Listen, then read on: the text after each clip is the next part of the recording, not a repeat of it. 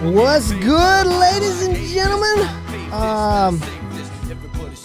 Kind of started this personal brand rant slash breakdown a week or so ago, and I was it kind of sparked some things with me because I was talking to a very, very successful club coach, and he told me that they're having kids like talk about leaving their program because they're not getting enough exposure on social media.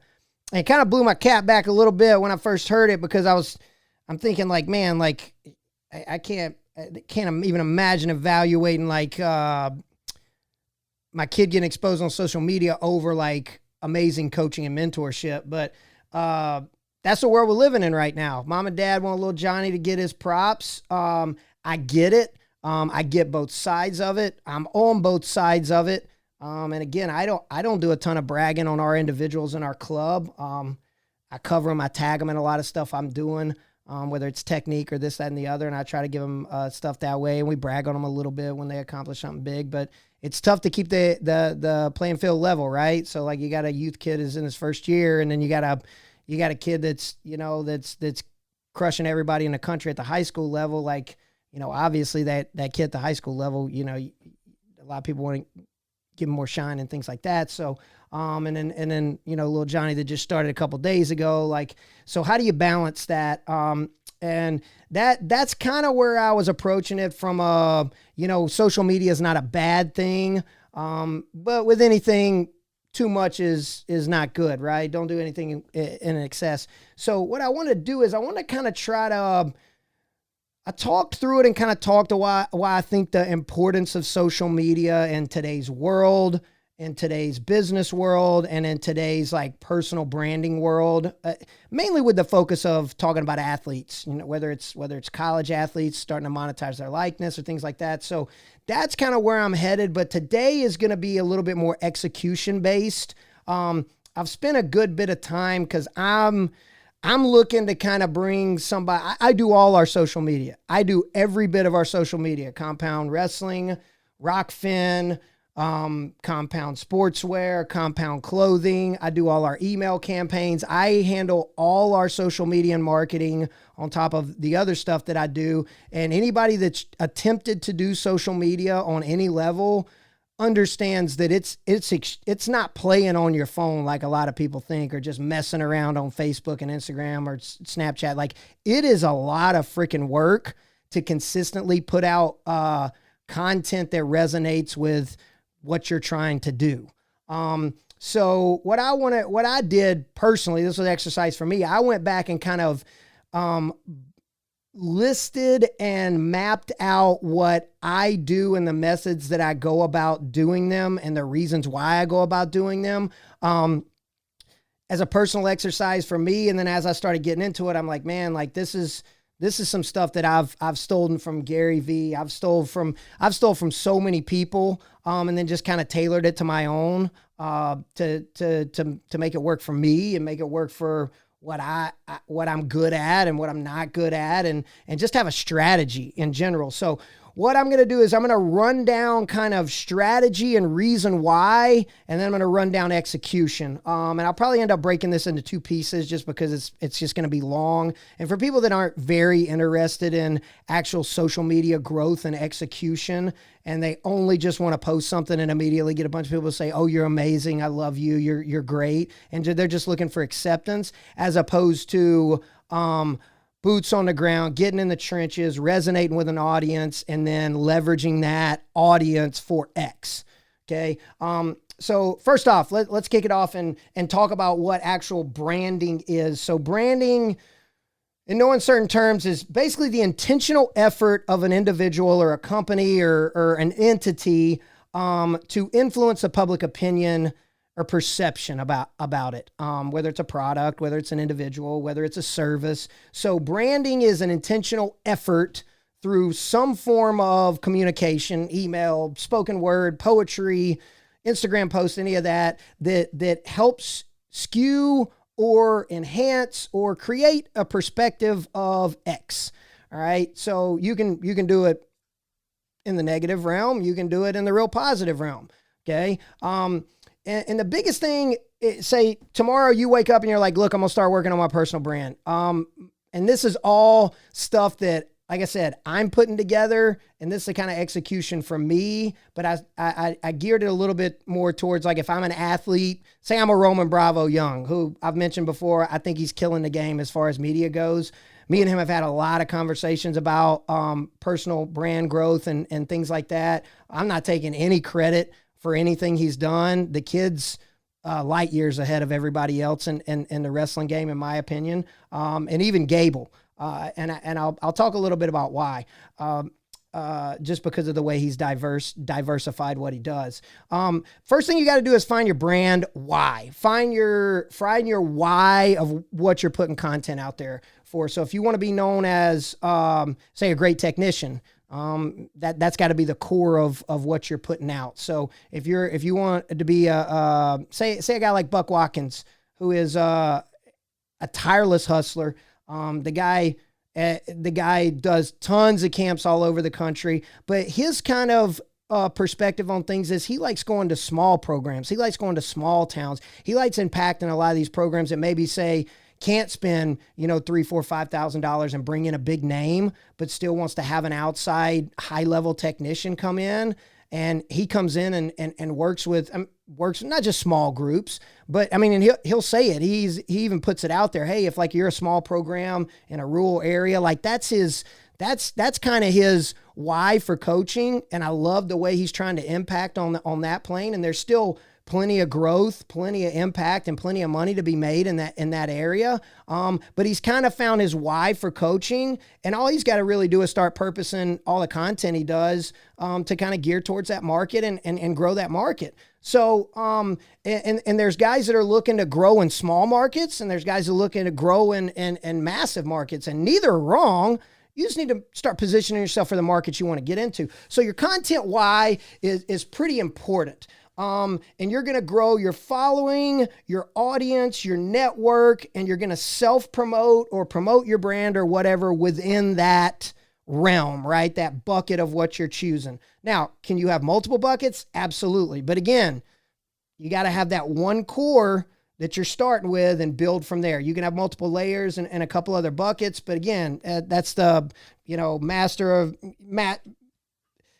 jack of all trades, master of none type deal. So how are you going to leverage your audience and how you're going to create this footprint that you're going to be putting out media and things like that about? So you got to figure out that the whole thing is pretty much an attention arbitrage. So I'm trying to create attention, create a footprint, a following, all that stuff. And that alone is power. Now, how you leverage that power? You can leverage that power for a product, sell a product. You can leverage that power to sell a service, sell a service. You can leverage that power to just have unbelievable amount of popularity on social media, and you might parlay that down the road into public speaking engagements or just showing up and signing autographs and doing things like that. There's plenty of Instagram influencers out there that get paid to show up, smile. A club or a bar or whatever can say, hey, Fatboy SSE is coming this weekend. Make sure you buy your tickets. He'll be here doing pretty much absolutely nothing. But they're going to sell 1 million tickets because a superstar Instagram guy is going to be there. So again, like a lot of different lanes for a lot of different people. I ain't mad at nobody, but you got to figure out where you're heading with this stuff. So why are you creating this following? Why are you doing all this work with social media to get your following up, right? So my advice, again, this is my advice, be as authentic and genuine as humanly possible. Because here's the deal, and it's just like a lion. Once you tell a lie, then you got to remember that lie in every detail that you told. 6 years down the road, you've told 37 more different lies to try to keep up with that one lie. Now you're so far away from the original lie, you have no clue what the original lie was. Same thing with creating an Instagram, Facebook, TikTok, whatever following is. If you don't start authentic and you start fake and you just keep building fake layers on top of fake layers, it's going to be really, really tough to keep up with that as it starts to grow and as it starts to multiply. So, and on top of that, being genuine is the right thing to do, right? So genuine and authentic. And you build your community around your genuine and authentic content, what you're putting out there. So, I mean, take me, for example. I'm trying to pitch myself as an elite technician, coach, motivator, mentor, right? Whether it's to my club kids or whether the people that want me bring me in for a camp. And I try to continue to improve on that product as I get better at delivering that product, right? As a coach, as a clinician, as a mentor to my kids. And it varies because, you know, I got kids that I'm with 4 days a week out there. And then I get brought in for a camp for 2 days. I got to make an impact in 2 days. So it's a lot different. So how do you go about doing that? How do you go about doing that in a sustainable, scalable way? And part of that is just your ground floor, your foundation is just genuine. Who you are, what you have to offer, whether it's product, service, or anything else. And that's where you build from. And that's important. That's extremely important because if you're not authentic, it's essentially like writing checks your ass can't cash, right? Like I could post all the stuff in the world about how elite I am at cooking. And then somebody brings me in to be an elite, to be a chef at an elite like event or something like that. I could barely warm up a cup of SpaghettiOs. Like I'm in trouble, right? So, it's not a fake it till you make it type thing. And when you put almost all this time and effort into your brand and growing an audience, man, you don't want to be doing it under false pretenses because you're not going to be able to leverage it when the rubber hits the road. So, you know, things like that are extremely important to start. That's the first step. And aesthetics are an important part of that. You know, how you present yourself, your product, your business, your service, all of that needs to be on point. And I'm not saying it can't evolve as you roll and grow, but it needs to be as tightened up as possible. So when people get that first impression of you, it's not, like, I see where this guy's going, but he ain't quite there yet. I'm going to check in 6 months, you know? So it's one of those things. And, you know, there's people that have started podcasts on their cell phone using Anchor and now have a $100,000 studio and they're killing the game, you know? So, I mean, it can evolve and it can grow.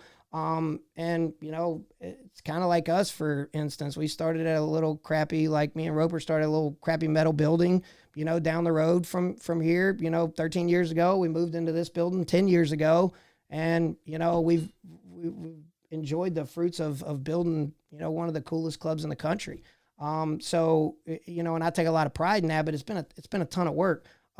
And so I did an experiment, God, this was probably about 5 or 6 years ago. And this is the one and only time I've actually paid for a social media course. And it was a company called Founder, and they're out of Australia. And he had a bunch of early on, like, algorithmic hacks for Instagram. And I bought the course. It was like $1,300.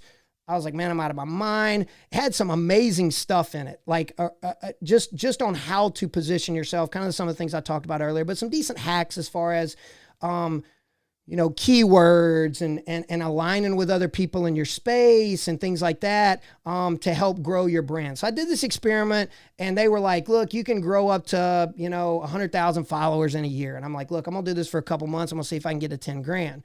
So all I did was I picked my platform, which was I'm going to do quotes.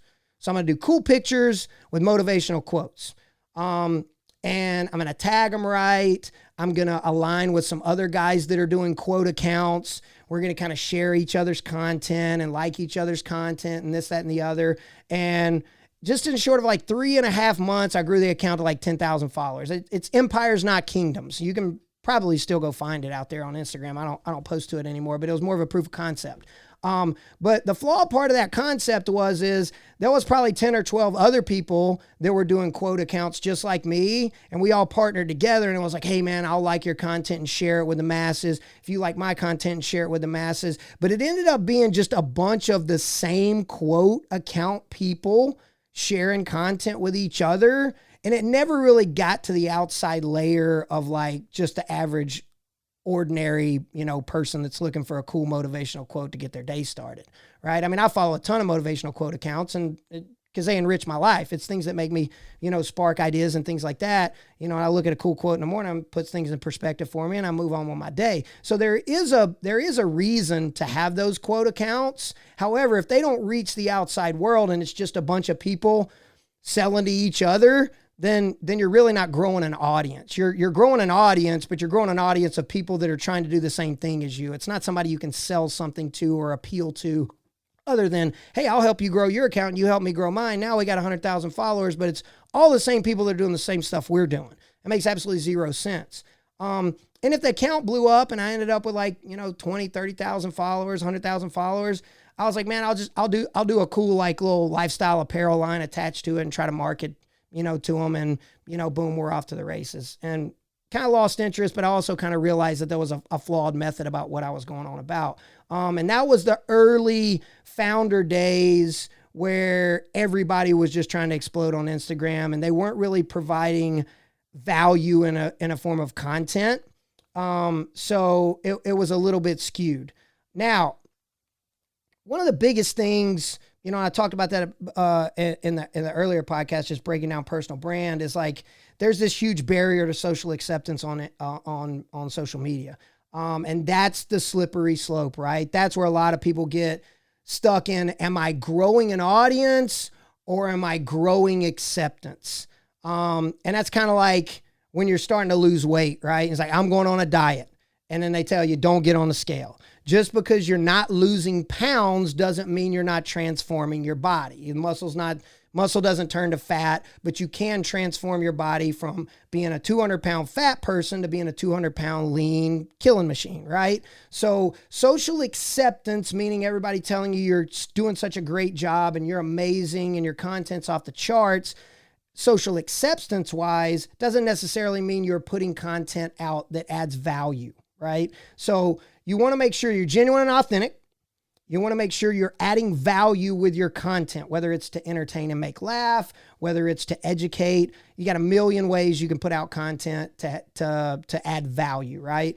A lot of people might say Logan Paul and Jake Paul add zero value to the content world. Well, those dudes are making an epic crap ton of money putting content out, and somebody in this world thinks it's adding value, whether it's an entertainment value, whether they just watch it and go punch holes in the wall because they hate the guys so much.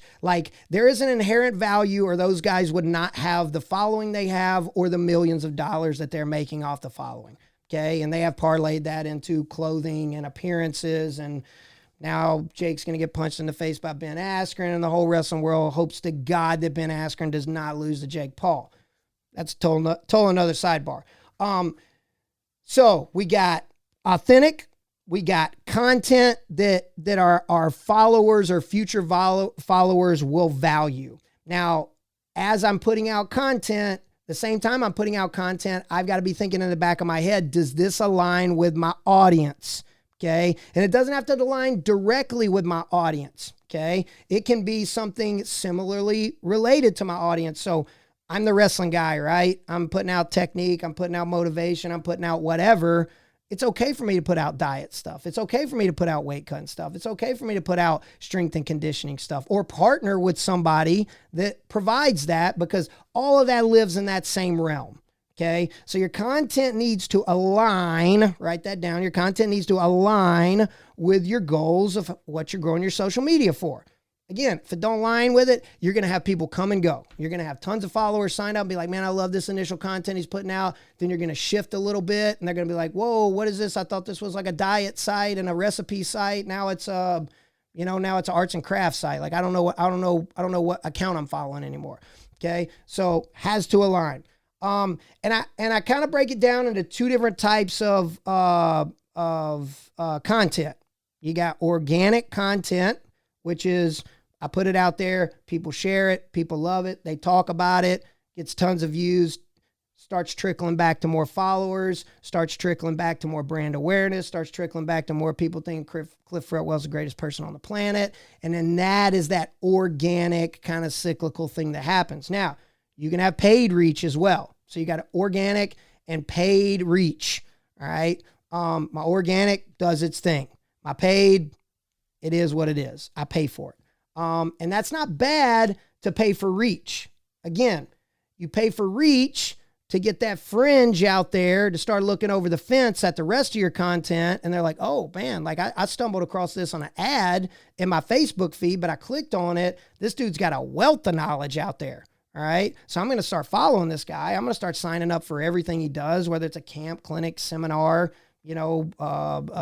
whatever it is. And now I'm using that paid reach to get that guy over the fence, get that guy engaged in what I'm doing. And it's my job to retain him. Just like any other sales process works. I can sell a guy a car. If it falls apart and he hates it, probably not going to sell that guy another car, right? So I got to continue to deliver on that initial thing that engaged that person coming to me with my content. So you can pay for ads on, and I don't want to get in too deep into paid ads, but you can pay for ads on Facebook, Instagram, Google AdWords are probably the three main ones. And if you ever listen to Gary Vee, he talks unbelievably at length about how cheap AdWords still are today. And I agree with him. We run tons of ads. There's a high possibility if you're in the wrestling world, you've seen our ads before. It's pennies on the dollar as far as most of our return is, but I got to constantly gauge and revamp and make sure we have fresh content. I can't run the same banner ad for 37 years and expect people to pop off the page to people and convert them into a client or a sales lead or something like that.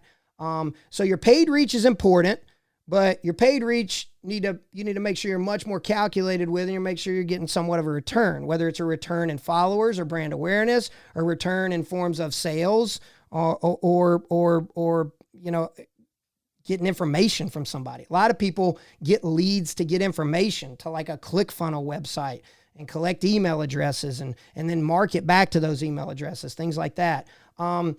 Organically, man, you can't go wrong with it, and you can't get too much organic reach, right? You can't get too much organic reach because eventually the people that aren't interested in your content aren't gonna consume your content anymore anyways, all right? So if you get some off the cuff guys, say I put up a technique of some wrestling stuff, and some, Jeet Kune Do guy shares it in his community and he's a huge influencer, and all of a sudden I get 10,000 Jeet Kune Do followers on our Instagram account, like they're probably not going to hang around very long because it's almost all wrestling. It's not even MMA. And we have a ton of BJJ and MMA followers on our Instagram account. And I'll know when I'm putting up some MMA type technique or some technique that could be used in the MMA world, and I'll see the spike, or I'll see the interaction, with the MMA and the BJJ world on our Compound Wrestling Instagram account. And then, other things you can do to help kind of grow is align with people in your space. Like I mentioned earlier, you got to align with people that are killing it in your space and that are, influencers in your space. There's nothing wrong with having a partnership or doing something with an influencer. Take, for instance, with us, Dustin Myers. He's one of the more respected strength and conditioning coaches in the entire sport of wrestling. He's Ohio State strength and conditioning coach. He worked with their senior level athletes. He was the main trainer for Kyle Snyder when he's winning Olympic gold and world medals. So, and I've always been a fan of Dustin. We've known him for a while, but like recently we're like, we got to align on some stuff, dude. You're in my space. I'm in your space. Like, it makes sense for us to partner. He's got, 50, 60, 70,000 followers. I don't know how many now. So like any reach I can give his strength and conditioning programs and things like that, he can turn around and give me the same shine and reach, because there's so many wrestling people watching Dustin and subscribing to his content and his programs to get stronger for wrestling. And hey, guess what? I'm in the wrestling world. I do wrestling camps. I sell wrestling teamwear. I do a lot of stuff. So we're partnered up with Dustin. And then the next layer to that was Max Effort Muscle with the supplement company that him and Corey Gregory own. And it just only makes sense. So I'm in the wrestling world. I'm running a wrestling gym. I'm doing wrestling camps all over the country. This guy's a wrestling strength and conditioning coach. Oh, by the way, he also owns a supplement company that fits within this supplement, the supplement world that we need for wrestling. And it's designed a lot towards the wrestler and the combat athlete. And it's not shit. It's good product. So why not partner with them? Why not expose our audience to those two brands and let them expose their audience to our brand? You know what I'm saying? And It's not like we stroke them $1 million check or they stroke us $1 million check. It's, hey, let's figure out how we can both win together. And that's the thing. When you're looking for influencers, if it's a one-way street or you get the sense that it's a one-way street for an influencer or a partnership or something like that to share content and things like that on social media, kill it. If it's a one-way street, get out of it. Even if it's your one-way street, get out of it. I'm telling you, you got to align with people that want you to win just as much as you want them to win. And I know that's few and far between, but you find those people and you kill it together. Another big thing that I see a lot, guys will put out tons of content. After they post it, they won't go look at it. They won't engage with it. They have no friggin' clue if they got 1 like, if they got 1,000 likes, if somebody commented on them, nothing. The number one mistake content people make is not engaging with their audience. The number one mistake. And I had this conversation with David Taylor fresh out of college when we were still doing the Flips Wrestling stuff and this, that, and the other. And I told him, I said, look, man, like you got a huge following. You got a ton of people that think you walk on water. I said, you've got to do a better job of giving them snippets of stuff of you behind the scenes, of you training, of your daily life. And the second thing you got to do is you got to pick some times a day or times a week where you just respond to some fans, where you engage with them, where you're actively engaging with your fans and talking about the content that you're putting up. Again, that's another layer that's tiresome. It's another layer of work that you got to do. But here's the deal. If I can build all these fans based off just answering DMs and commenting and liking posts and this, that, and the other, and getting a tune and an understanding of how my fans feel about the content that I'm putting out, my content continues to get better because I'm essentially listening to my target market, right? So if I built a car and it was an electrical car and I just put it out there and everybody bought, or a bunch of people bought it, and it was total trash car, and all these reviews were coming back in, I just refused to listen to any of them, and I just kept making the same car, I'm eventually going to go out of business, right? Because nobody's going to buy the car. You got to listen to your target market. You got to listen to feedback, good and bad, and we've all had the comments. It was funny, Bogle with Stalemates kind of made a joke the other day. He said, I let the comments section get to me, and I shaved my mustache.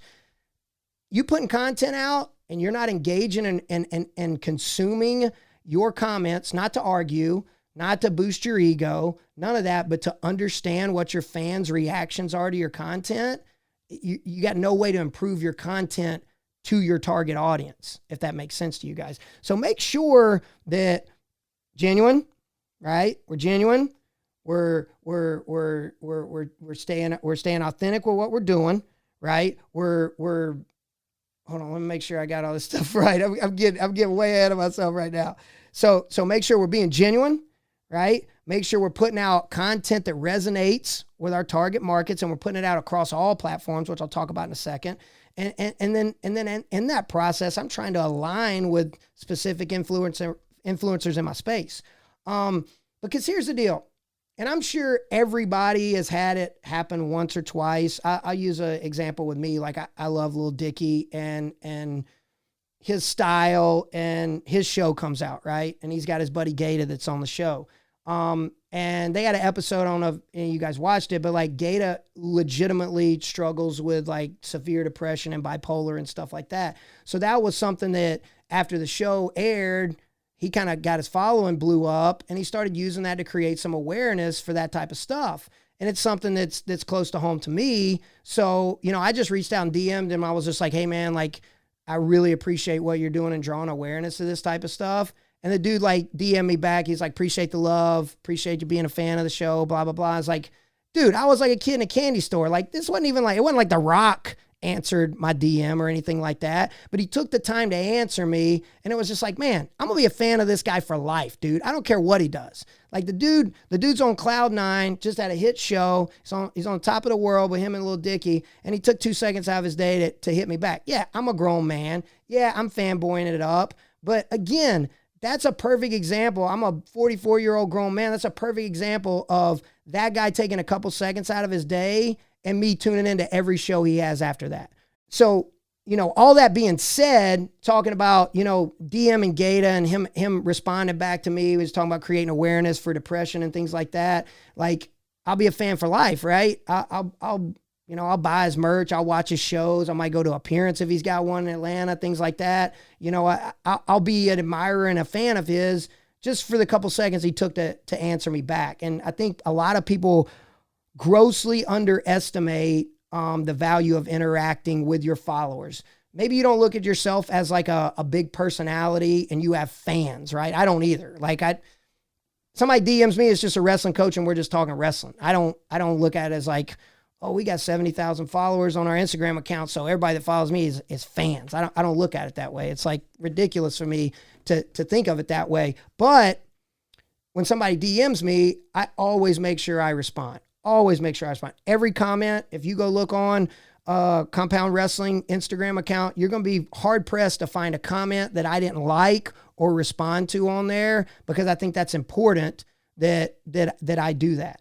And it's easy. It's really easy to start tailoring your content towards your target audience the more you're paying attention to your content, right? The more you're paying attention to your audience and how they're interacting with it and what they're saying about it. And I'll get to creating micro content off your main pillars of content and our execution, because that's extremely important too, to be able to post a long form piece of content, say 5 minutes.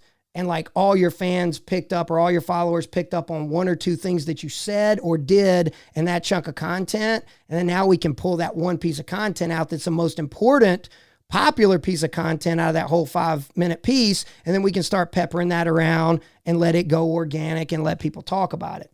And you gotta have engagement ideas too. And you can be as creative and outside the box with these engagement ideas as you want. But just as simple as like, posting a shirt and saying, tag somebody that looked good in this shirt, or posting some technique about something and say, it's a technique about headlocks or something, and say, tag somebody that gets headlocked all the time. It can be a kind of slapstick, kind of negative, funny thing, like post somebody gets headlocked all the time. Tell them to come watch this video of what happens to them all the time when they get headlocked. Just things like that. So, one guy tags a buddy, and then you start talking trash or whatever, start engaging, and then they tag a buddy. And the next thing you know, there's 15 new people tagged in it, and you just picked up a bunch of extra followers. And you're like, man, I'm talking about 5, 6, 7 followers at a time. I want hundreds of thousands of followers. Well, okay, stay steady. Keep putting out good stuff. And that one crucial viral moment might come. You know what I'm saying? The crucial viral moment might come, and it'll probably be when you least expect it. It's when we try to force the viral moments, and you're probably looking at me like, dude, like Supreme Patty and Bunk Gang and those guys, they got pretty big on forcing viral moments. I get it, right? But where's Bunk Gang right now? Like, he's a born again Christian, like getting his tattoos removed or whatever. Like, Supreme Patty is still doing whatever Supreme Patty's doing, but like, it's not a sustainable, scalable thing, squeezing lemons in your eyes forever, right? Or taking massive bong hits and passing out. So those types of things, like, again, you got to figure out where you're going in your audience. I'm sure there's a lot of dispensaries that pay Supreme Patty a lot of money to show up and sign autographs and, come buy weed from a dispensary or whatever. I mean, there's a play there too, right? But again, it's got to fit in your world. So make sure you're coming up with it, kind of, I don't want to say it always has to be groundbreaking, but make sure you're coming up with engagement ideas, whether it's giveaways, whether it's, I did a promotion. And now that I think about it, the coach that won never even shared up with me on the camp, but we did a promotion. I did an email campaign. I said, look, anybody that buys team wear from us, I think it was like an August kind of preseason deal. Anybody that buys team wear from us between this month and this month, we're going to do a drawing, and whoever wins, I'll do a free technique camp for them. I'll pay my own way. I'll come in, I'll do the camp, normal camp, 0 sticker price, boom.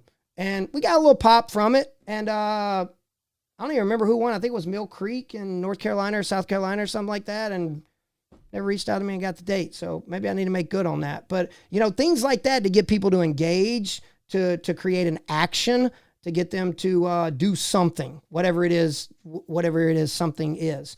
And you got to have continued appeal to your content engagement. It can't just be the same old boring stuff. And that's kind of one thing I've been looking at technique videos. I post a ton of technique on our Instagram account, but it's always just technique videos, and we get decent interaction with it and we get decent play from it, but the account's kind of gotten kind of stale. So I've got to figure out how to kind of revamp that or start including my audience more in that. I've done a couple, hey, DM me if you want to see X technique about something else, or just, post here if you want to see a technique series that I haven't posted before. Just getting people talking, engaging, and giving me feedback on the content they want to see. Because again, it ain't about me putting content up, letting everybody know how much I know about wrestling. Like, that's cool and all, but like, I got to add value, right? The value is putting up content people want to watch, see, things that impact their training cycle with their kids, nutrition, strength, whatever it is. And then you got to leverage your social media, and you got to access those opportunities to gain those connections. Like during the pandemic, I was DMing major companies trying to get them to buy our sublimated mask. I even DM'd Michael Rubin, who owns Fanatics, the biggest, college and NFL and NBA licensee in the planet, and was like, hey man, we got these cool, this was like right when the shutdown happened. We already had some masks made. They were performance fishing masks, but they were just gaiters. They were sun gaiters. And I DM'd them. I was like, look, you got the license. I got the product. Let's try to figure something out. The chances he was going to respond to me were 1 billion. He responded to me, hooked me up with one of his product managers, and we actually got a decent bit into the process. And I think once we started getting through the process, they kind of realized they could make their own or sub it out and make some more money. And before we got to the table to discuss dollars and cents and me, which Lambo I was going to buy, it kind of just went away. But again, took a long shot. He responded to me, which was freaking amazing. Shout out to Michael Rubin. You're a G for that. And then we got pretty far in the process. Didn't pan out, but I took a shot, right? So, and those are the things, is like, it depends on how hard you want to hustle. It really does depend on how hard you want to hustle and what you're willing to do to make those connections. And who knows, it could have been life-changing, man. It could end up being like one of the major suppliers for Fanatics for something. So that's kind of the rundown of the way I view, hey, I'm going to wake up tomorrow, I'm going to start a social media brand initiative, and then this is how I need to go about it. Now, execution is a little bit more involved. And as I start to talk through this, it's probably going to bore you a little bit. And I have this spreadsheet that I've been dumping a ton of content into to try to, like I said, as an exercise to wrap my head around it. I don't mind sharing it with anybody. I really don't. This isn't like top secret information. Like I said, it's just stuff I've collected from a lot of people that are a lot smarter than me in this space. And some of this stuff is my own spin of it. Some of it I stole straight up. I'll kind of run down the execution portion with you. So I think about creating content in a couple different buckets. So I got like stuff people will never see that's kind of behind the scenes, like in my house with my family, stuff like that, in my office, like things like that a lot of people aren't, present at or in all the time or will ever see. And then I got the lifestyle content, which is pretty much day to day, right? If we're going to Olympic trials, if we're doing this, if we're doing that. If you follow my Instagram story and my Snapchat story, you kind of pretty much know what I'm up to at all times. Like if you go a day or two and you don't see me post on my stories, like I've been kidnapped, I'm sick, or, my wife buried me in the backyard or something like that. But that's just something I do. And I feel like that the engagement that I've created with people over the years, when I do post something, whether it's, for instance, say Life College, we did a pre-order sale for all our national championship tees, and I put it on my Instagram, and, had 10, 15 people be like, hey, where do I get this? I'd be like, well, the store is going to go up later this week. Boom, go buy some stuff, right? Life College gets some money, I get some money, everybody wins. So, doing stuff consistently over time to engage, with your fan base. And it can just be one part. You could be like, hey, I'm only going to do the lifestyle part. Nobody gets to see my personal life. I'm cool with that. Like, I talk about Gary Vee a lot. Gary only puts professional stuff out. You don't see his family. You don't see him, and he has a cameraman following him 24/7 in his business career. But you don't see content about his family. That's just a choice he makes. Me, I'm an open book. I ain't got a lot to hide. And then you got that third bucket, which is your professional, technical, skillful content. So if, again, you're trying to create, the world's biggest scrapbooking, social media following, and you're going to leverage that into doing scrapbooking seminars or something like that, then your technical, professional, skillful pillar bucket, whatever you want to call that, needs to be that type of content. So you got three chunks of content. You got kind of behind the scenes, you got your day-to-day lifestyle, and then you got your professional technical. So, me, for instance, you might get me screaming at somebody in the Starbucks line, kind of behind the scenes that you might not normally see. And then you see, a little bit of the lifestyle, or you might see me making coffee at my house because I don't want to go by Starbucks and sit in the line or whatever. And that's kind of, low key at my house. Then you see Kaiser and me jamming out the DMX, me and the commuter riding into the office, and then professional technical at the end of the day. You might see some guys drilling. You might see some technique that I post, this, that, and the other. So that gives you the kind of range of content that I'm putting out on a regular basis. And again, I'm not using myself as like the perfect example. I'm just using myself in some instances so you can relate if you just want to go look at my content or you've already, been engaging with my content before.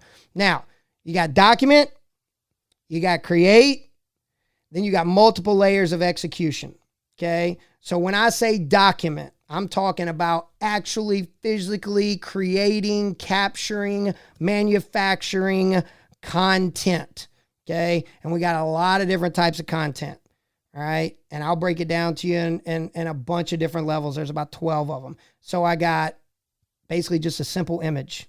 It could be just an image of me standing on a bridge in a cool outfit, and just a little caption under it or something like that. Not a quote image, right? But just a picture, and then maybe a little something in the comment, all right? Then and that's something maybe I shoot with my mobile phone, right? Just a cool image, throw that chunk on portrait, boom, nice little selfie, this, that, and the other, and then boom, post it up. Simple. Do that in 2 seconds. Then you got more professional stuff, whether you had a photo shoot or you had somebody come out and shoot you doing X, Y, and Z, and you got 400 photos from the photo shoot, and you start trickling those things out. And every time you're posting, you're tagging, right? Whether you're tagging people in your space, tagging people that you've partnered up with influencer-wise, right? You're sharing it. You're asking people to share it. You're trying to get people to like it. You're trying to get people to engage and comment on it, right? Then you got image quotes and things like that are massive on social media, right? Like I said, I started an account from 0 and grew it to 10,000 followers in 3 months and change just by posting images with cool quotes on top of them and just tagging the right stuff, hashtagging the right stuff, sharing it with people. But again, I was sharing it just with a group of people that were all doing the same thing, so we never got outside that bubble. Not to say that quote tweets can't or quote images can't do that.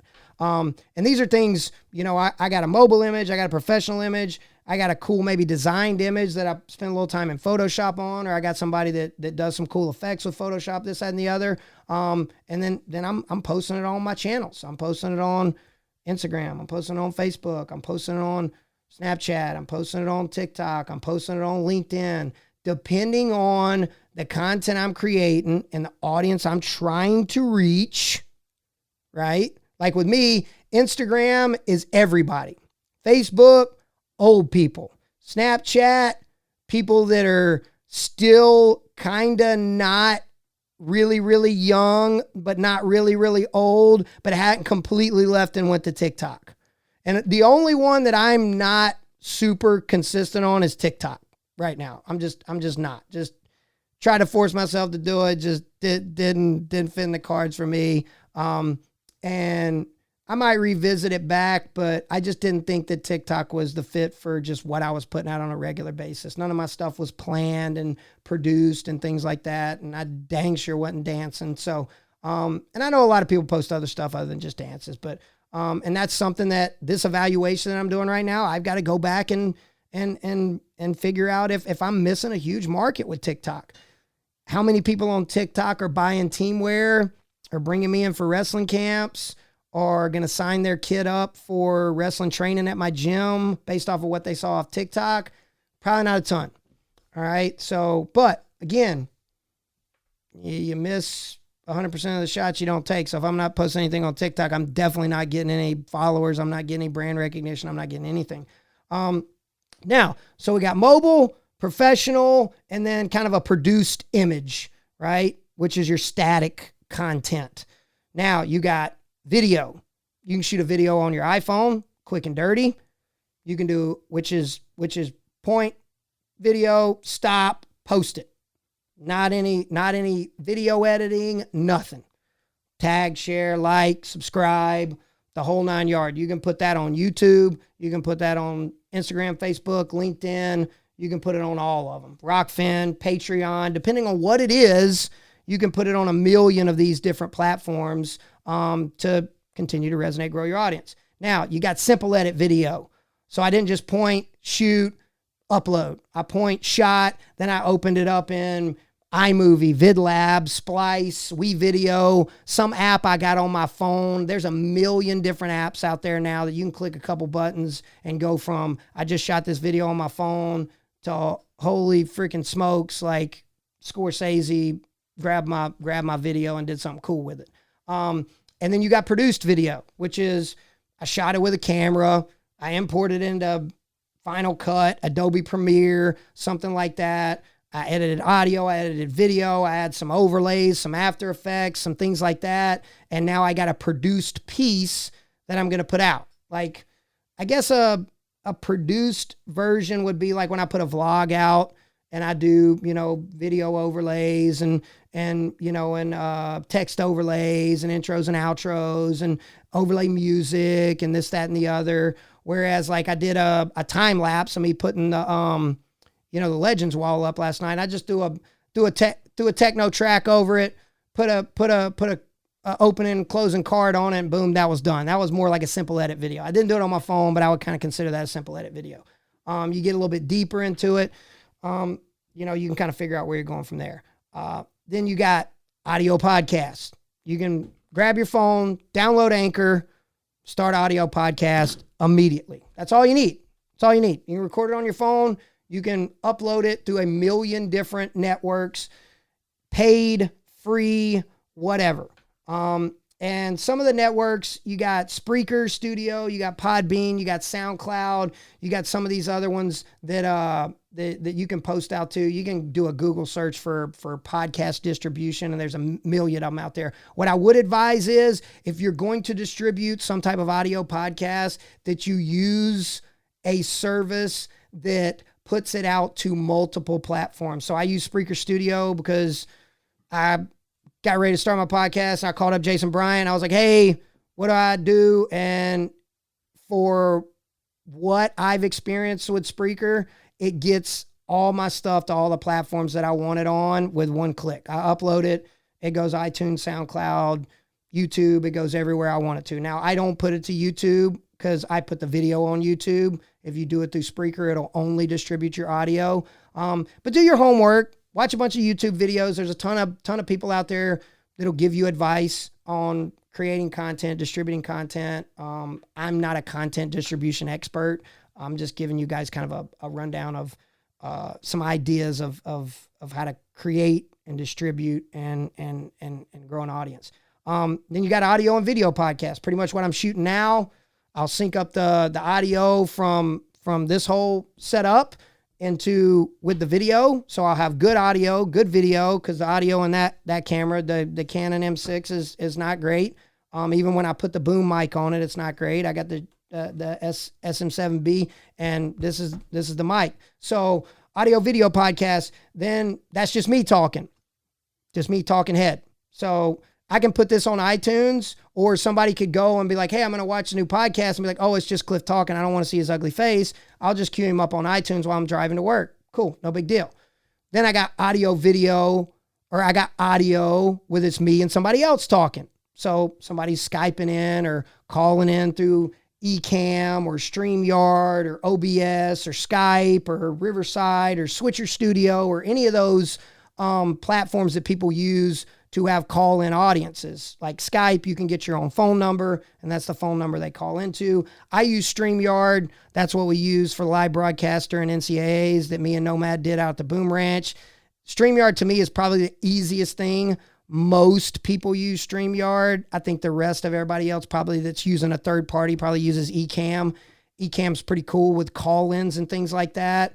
I got the Rode Procaster audio board. This is the dopest audio board out there. If you just buy a regular audio board with all the knobs and shit on it, like you'll lose your mind trying to figure out how to make it work. Spend the extra money, get a Rodecaster Pro. It makes everything so simple. You just plug it in, boot up your audio recording software, boom, you're good.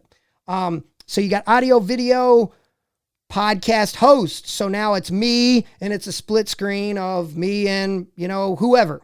Dave Taylor, Jordan Burroughs, I don't know, Chael Sonnen, whoever it is. So I got audio, video, podcast. Now I'm hosting the show. Now I got multiple people on it. In StreamYard, I think you can host up to like 8 people. You can brand it. You can put tags on people's names. Super, super easy. I think it's like maybe $15-20 a month. But if you're going to get in the podcast game, and this is something I struggle with terribly, consistency with a podcast. I tell myself Tuesdays are going to be my day to do my podcast. Tuesday rolls around, I'm super busy, and the next thing you know, it's Thursday and I hadn't done a podcast. So like consistency is going to be super, super key. Then you got kind of 2 lower level content distributions, but depending on what market you're in, they can be just as important as the visual content that you're putting out. So you got blogs, you got articles, you got documentations. So if I'm an engineer in the aeronautical, say Neil Tyson deGrasse or whatever his name is, like that dude's like a super brainiac science dude. So his audience is a lot of super brainiac type people. Well, blogs, articles, documentations, things like that might resonate with his audience way more than him just putting a picture of the solar system out there. You know what I'm saying? He might write a blog or an article about black holes and why we're going to learn how to time travel through black holes. And it's way better done in a blog, article, document, breakdown form than just doing a picture or trying to draw it out in straight lines. So you got to just make sure the content you're putting out for your audience, and then again, like you distribute it through, you can write all that stuff in Google Docs and WordPress blogs and all that stuff, and Microsoft Office. That's kind of the way you're going to create it. And then your distribution is, WordPress, LinkedIn, things like that for your blogs and articles and stuff like that. And then you use an image or a quick intro video to drive traffic to your blog. Say, hey, I just shot this blog, or hey, I just wrote this blog. Go check it out. It's about X, Y, and Z. You'll really love it. Boom, peace out. Then there's a link in bio or a link in my message. Clicks, drives them straight to the blog page. They read the blog, share it with your friends, blah, blah, blah. Now I'm a hero, right? We're going to time travel through black holes. And then another one that's more marketing kind of based, sales growth kind of based, but I wanted to mention it is like email campaigns and SMS messaging and MMS messaging. And the market's gotten way more, rigid about how much you can send out emails and how much you can send out text messages, whether it's, text or your media messages. Constant Contact's a really, really good way to distribute text messages. Community is where I'm setting up our new text alerts and things on now, just because they integrate with retail and sales follow-ups a lot better. So you guys go to a website and you leave something in your shopping cart, and then, a couple hours, a day later, you get a text message saying, hey, you got all the way to the checkout, you put all your info in, but you didn't check out. How about you come back and check out now? Things like that, or more business or sales closing ways to engage with your customer base. But again, they're digital ways to reach back out and connect with your audience. And email campaigns, you got Constant Contact, you got MailChimp. We've been killing it on MailChimp since the jump. Fun little fact, I actually designed the first user interface for MailChimp way back in the day. This guy named Dan, who I think he's still the one of the owners of the company, Dan Curzius. It started in Atlanta, and I was doing freelance work and just hooked up with him, and now they're multi-gazillion-dollar business. I didn't get a lot of money for my freelance work. So we got document, we got images all the way through SMS messaging, emails. Then we got create, and I talked about it. Like, if I'm going to do an image and I'm going to put some text over it, there's Typorama, WordSwag, Bazart. Like, there's a million, apps out there on your phone. You just throw some text on top of an image, change the color a little bit, dim some things, throw a drop shadow on it. Boom. Got a picture of me standing on the beach, and it says Swolger on it. Tag all my Swolgers on it. And I got my belly hanging out, and I'm pale as I can be and ain't got a tan. Then you got your execution layers. And execution layers is the way I think about execution layers is I start with my core content, and then based off my audience's reaction, my audience's interaction, and how they're engaging with my content, then my second layer can be different. Because I'm not just going to put the same content out over and over again. And that's where I alluded to earlier, say I put out a 5-minute video and it's a technique video. Or a 5-minute video of me talking about motivation. And there was like a 30-second spot in there where I really hit home with a lot of my followers on how to motivate an athlete or how to motivate myself. And then people are talking about it and asking me about it or DMing me about it. Well, I go back and I take that little 30-second clip out and I repost that 30-second clip the next day. And maybe I got 60, 70,000 followers and only 10,000 of them actually watched it because they clicked on it. It's like, man, 5 minutes, I ain't watching all that. Well, then I put the 30-second video out and it's straight to the point. And I'll be like, hey, a lot of you guys have commented on me talking about motivating athletes. I just wanted to put this condensed version out here for you guys that might have missed it. Boom. Now maybe I got 10,000 more people that didn't watch the whole 5-minute video that never saw that nugget of 30 seconds that I'm putting back out for them as micro content or a smaller piece of content on my execution second layer, right? Or third layer, right? My micro content's coming on third layer. But when I have execution layer 1, that's my main ground floor Instagram feed, Facebook feed, LinkedIn feed, things like that. It's going to show up on everybody's news feed, Twitter feed, whatever. Now, execution layer 2, not micro content. I got my IG story. I got my Facebook story. I got my Snapchat. I got my TikTok. And now I got my fleets, right? I got my fleets, which is basically my Twitter story. So that same piece of content that I shot, and I shoot everything first on Instagram because it saves it as one long video. All right. You ever shot something I shoot on Snapchat. Sorry. I shoot all my stories on Snapchat first. Because Snapchat has a lot of swipe over filters. So if I'm at Atlanta Airport and I want to put the Atlanta Airport filter on top of, my image to say, hey, I'm going out of town. If you want to rob my house, here's my picture of me at the Atlanta Airport. I save that image before I put a comment over it and then save it in my story.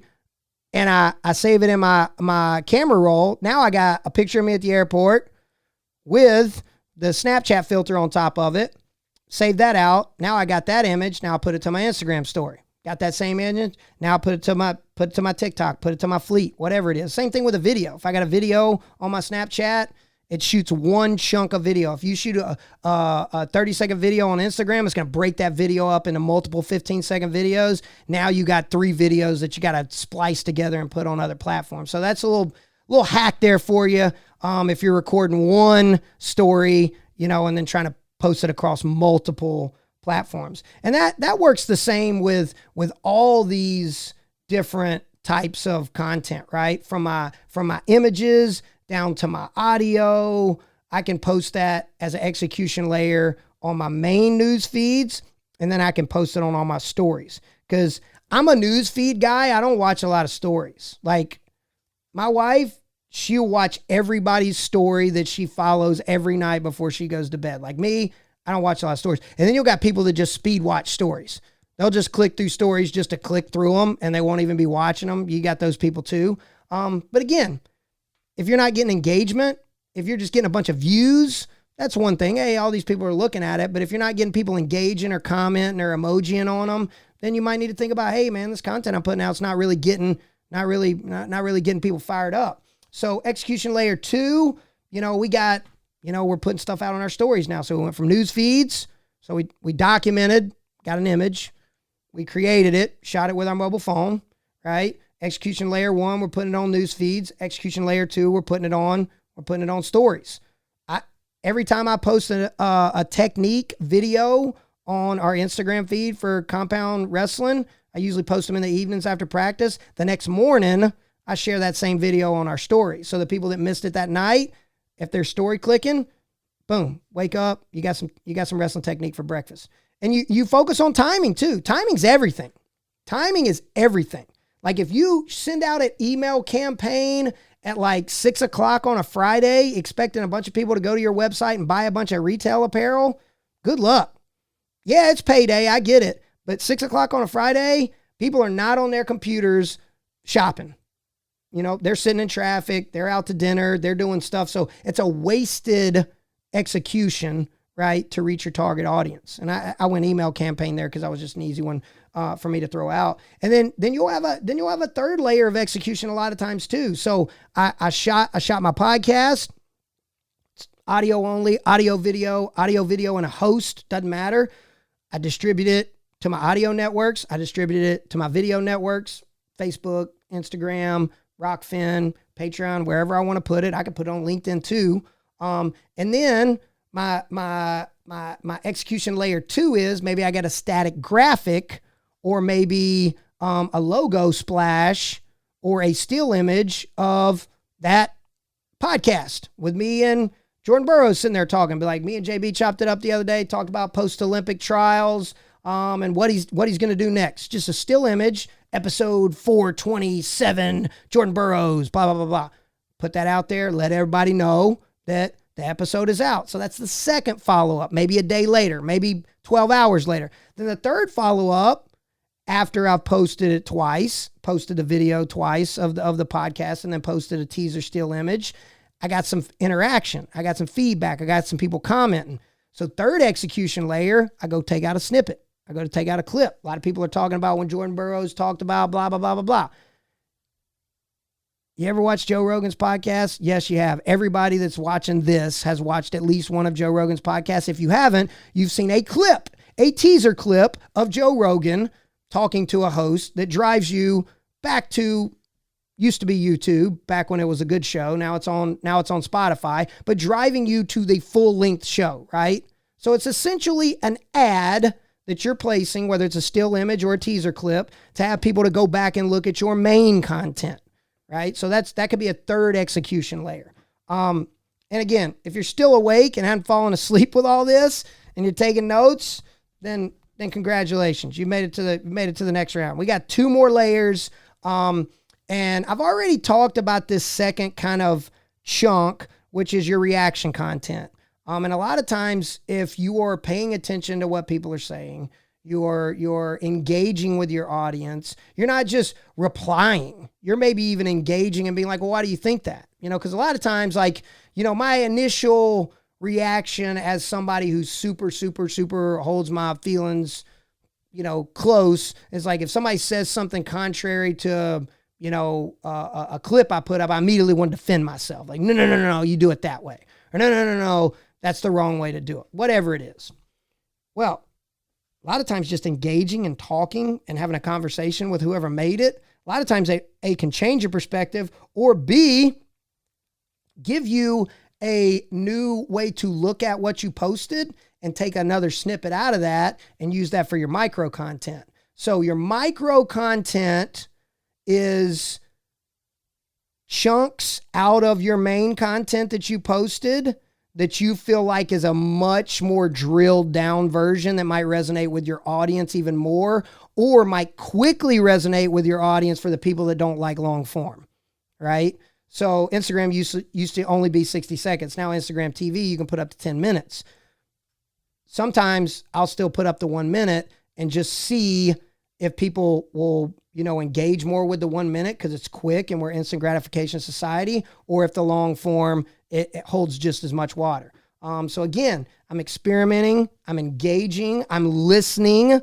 I'm trying to create perspective for myself on my content, plus what other people that are engaging with my content want to see. Because maybe I post technique video, coach DMs me and is like, hey, I've never seen it done that way. We've always done it this way. And I'd be like, well, you've done it wrong your whole life. That's why. Well, that guy, you're out of here, right? Never talk to that guy again. Or we have a good conversation about technique and he's like, you know what? I see both sides of it. And I'm like, hey, I do too. Next thing you know, we're talking. He brings me in for a summer camp. Now, 5 years later, I've been doing camps for this guy for every summer for 5 years. You know what I'm saying? So you never know how one piece of content can lead to the growth of bigger things with your business or product or service. And again, we go back to reaction, viral, micro content. It's mobile image, pro image, it's quote image, it's iPhone video, it's simple edit video, it's produced video, it's audio podcast, it's audio and video podcast, it's audio video host podcast, and then we got blogs, articles, and documentation. So all of those that we listed up front, right? We got 10 things we listed up front. Then we go, or 11 things we listed up front. Then we got 10 things we can take micro content out of. So if I made one post for each one of these categories every day, that would be pretty crazy because you're not going to do a podcast every day. Some people do. But imagine that, 11 chunks of content. And then I go back the next day on that same content and I'm creating micro content off of that. Now I've doubled that content. And I not only doubled that content, I've refined that content for more consumption because it's smaller and it's quicker to consume. Right? Smaller and quicker to consume. Now, when we talk about micro content, you can be pretty creative with your micro content. Like I said, it's an audio snippet. And you look at Ryan Warner. Look at what he's done with his Wrestling Saved My Life podcast. He'll do long form podcasts and then he trickles out. He was just putting audio over on top of still images. Then he started doing video interviews. Then he started, just releasing a snippet of the video, and go back and look at how he trickled a lot of that stuff out with the Smiths and things like that. Another good example of content and then following up with your micro content. Jason Bryant has this massive, podcast network. So he actually hosts a bunch of different other people's podcasts on his network, but he's kind of the manager of it. Sometimes he's the show host of it and things like that. Because some people don't know how to host a podcast show. Some people just don't know how to run their mouth and keep it entertaining, which is perfectly fine. So a lot of people will take Jason and say, hey, I want you to host our show and you be kind of the driving force behind questions that are asked and topics that are sparked and this, that, and the other. Well, he's got a daily email that goes out with not just all the podcasts that have been posted for the day and the schedule and this, that, and the other, but he's also got relative news links that are just adding more value to the email I get every day. Like I get 1 million emails a day, business and not business. I open that email every single day because it adds value to something that's important to me, which is the wrestling world. It tells me what podcast he just released. I'm not a huge podcast consumer. I do consume a decent amount of podcasts. I'm not a big one, right? But the added value of the news is perfect for me. It kind of updates me on everything that's going on in the world of wrestling, right? So that's another little layer that he spends a lot of time procuring every night, finding articles all over the internet. I'm sure he's got some crawlers that pull some things in, some RSS feeds and things like that, but he still puts it in an email and blasts it out to everybody every single day. And those people go back to his Patreon account, and then they buy the almanac of all the facts of Division I wrestling. And again, there's that cycle of keeping people in his network, consuming his podcasts, consuming his clients' podcasts. Because think about this. If it was just me and Cliff Fretwell podcast networks, I don't get a ton of views, a couple thousand maybe, a couple listens here and there. Don't get a lot of shares and this, that, and the other. But think about this. If I'm trying to pitch to Coleman Scott, say, hey, dude, Coleman, UNC needs to shine. Y'all need a podcast. Let me host your podcast. Well, I got a couple thousand people that listen to mine, and I don't really have a network or distribution way or any layers that I add value on top of that. And then Jason Bryant walks in the room and says, hey, I got the network done. I got a hub that's got everybody's podcast on that hub when you sign on to that website. I also have all the news you could possibly want and current events of what's going on in wrestling. So when people come to listen to your podcast, they're also going to get all these other valuable things. Dude, that's a no-brainer. I'm not even in the running anymore. It's because I lack reach based off of my platform. And at the end of the day, that's what it boils down to. How much value can you put out in the world on these social media platforms, and how much can you execute consistently to keep these people engaged? And then how do you leverage that clout, that following, that footprint, that connection with an audience to sell, to scale, to grow in a lot of different facets in your business and your motives to, expand. Like, because there's a lot of people that they are just trying to grow a network, right? Just a network of people in an industry. And then as they know more people in that industry, they can start to collab with them on stuff, whether it's collaboration on products, collaboration on music, things like that. Take for instance, a guy that shoots all of James Green's vlogs and day in the life of stuff. First couple I saw, they're like, all right. And the last couple I saw, he's starting to understand. I text James. I'm like, hey, man, who shoots your stuff? Like, I'm thinking about taking some guys with me this summer to shoot and cover the camp tour. And he was like, it's, a buddy of mine from back home, but he doesn't get wrestling very well. He's not a wrestler. So he doesn't see the wrestling world through a wrestler's eyes. Well, that's problematic. That'd be like if you took me to, a cheerleading, championship. I wouldn't know exactly what to shoot. I wouldn't know the ins and outs of the sport of cheerleading. I know everything to shoot about wrestling, right? I'm in the tunnel. I'm getting the walkouts. I'm getting the guys coming out fired up after they've won. I'm getting in the corner crying. I know that dynamic like the back of my hand. Cheerleading, I'm a fish out of water. But if you've noticed since the first one Rich shot to the one he shot now, the one he most recently shot, you see him starting to understand the wrestling game a little bit better. And part of that's probably James coaching him. Probably that's him probably doing his research and getting better at it. So again, he's growing. You know what I did? I freaking got his information and texted him. I'm like, hey dude, you want to go on the road for a couple days this summer? Give me your rates. Let's figure it out. You get time on the road. You get paid to do what you want to do. I get content. I get to throw it out to my people. People get to see what's going on, and it's win-win for everybody. So again, you never know when you're putting out content and you're continuing to improve. Now, if that first video he put out was just the same video, just with different that same format with just different clips in it, episode 5 or 6, maybe I'm not calling him.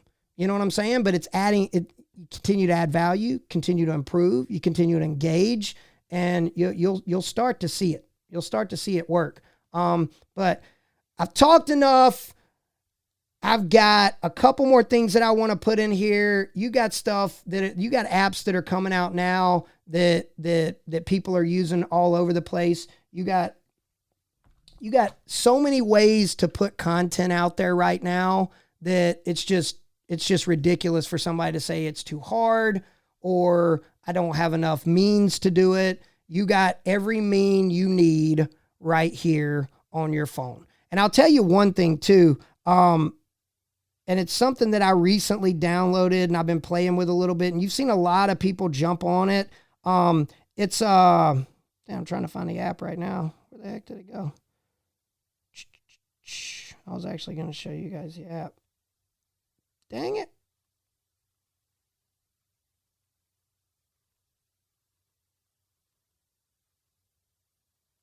What in the hell? I disappeared on me.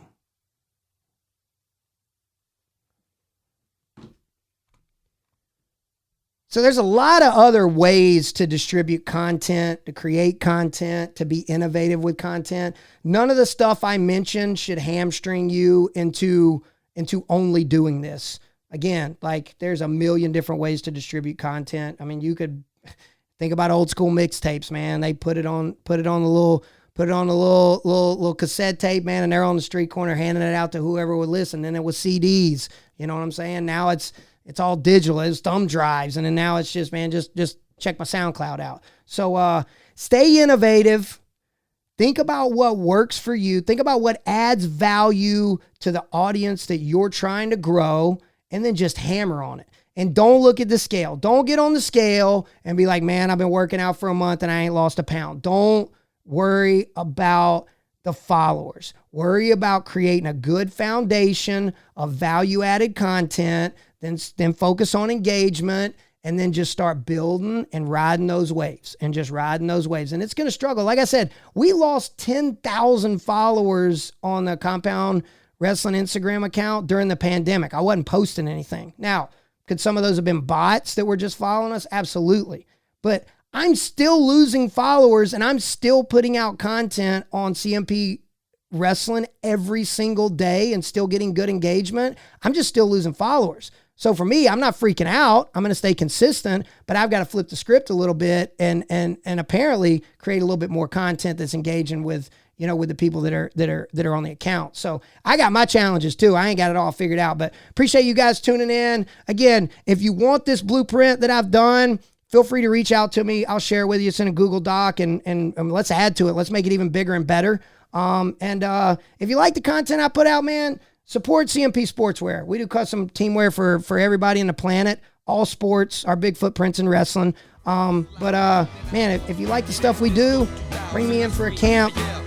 Stay in tune with our social media, buy some gear from us, and support a company that's put some good stuff back out in the world for you guys.